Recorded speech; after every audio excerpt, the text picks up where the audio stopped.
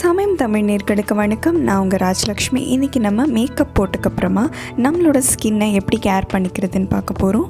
இதுக்கப்புறம் நம்மளோட ஸ்கின்னில் இருக்கிற மேக்கப்பை நம்ம எப்படி ரிமூவ் பண்ணுறோங்கிறது பொறுத்து தான் நம்மளோட ஸ்கின் ஹெல்த் மெயின்டைன் ஆகுது. வாங்க பார்க்கலாம். இப்போ நம்ம டபுள் கிளென்சிங் மெத்தட் யூஸ் பண்ண போகிறோம். முதல்ல ஆயில் எடுத்து நம்ம ஃபேஸில் மசாஜ் பண்ணி எல்லா மேக்கப்பையும் ரிமூவ் பண்ண போகிறோம்.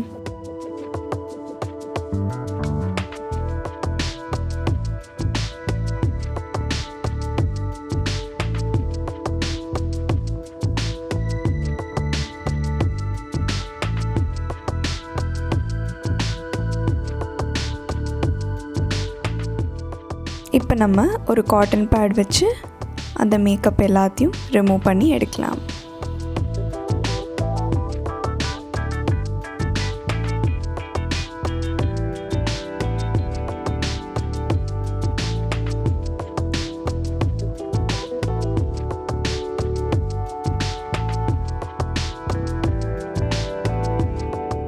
இப்போ நம்ம ஒரு மைல்டான ஃபேஸ் வாஷ் போட்டு அந்த ஆயிலை வாஷ் பண்ணி எடுக்க போகிறோம்.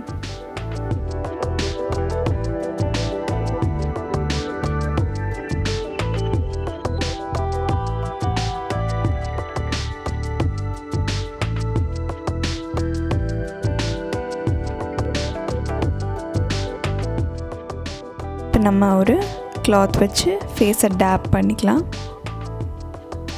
ஃபேஸை பேட் ட்ரை பண்ணக்கப்புறமா மறுபடியும் நம்ம ஆயில் போட்டு மசாஜ் பண்ணி இருக்கிற ரெசிடியூ மேக்கப்பை ரிமூவ் பண்ணுவோம்.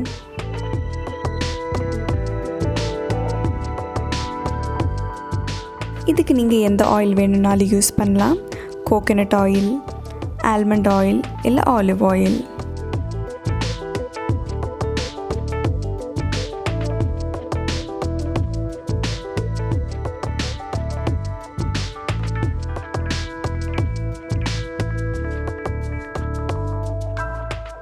இப்போ மறுபடியும் காட்டன் பேட் வச்சு ரெசிடியூ மேக்கப்பை ரிமூவ் பண்ண ட்ரை பண்ணலாம்.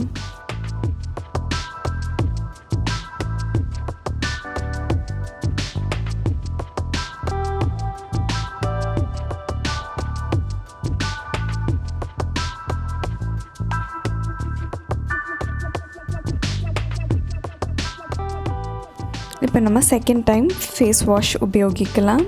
ஃபேஸ் வாஷ் மைல்டாக இருக்கிறது நல்லது. அப்படி இல்லைன்னா 2 டைம் இதை யூஸ் பண்ணுறதுக்கு உங்களோட ஸ்கின் இன்னும் ட்ரையாகவும் ரஃப்பாகவும் மாறிடும். ஸோ நீங்கள் யூஸ் பண்ணுற ஃபேஸ் வாஷ் மைல்டாக தான் இருக்கணும். நம்மளோட மேக்கப் ஃபுல்லாக போயிடுச்சுன்னு ஷியூரிட்டியோடு நம்ம போய் தூங்கலாம்.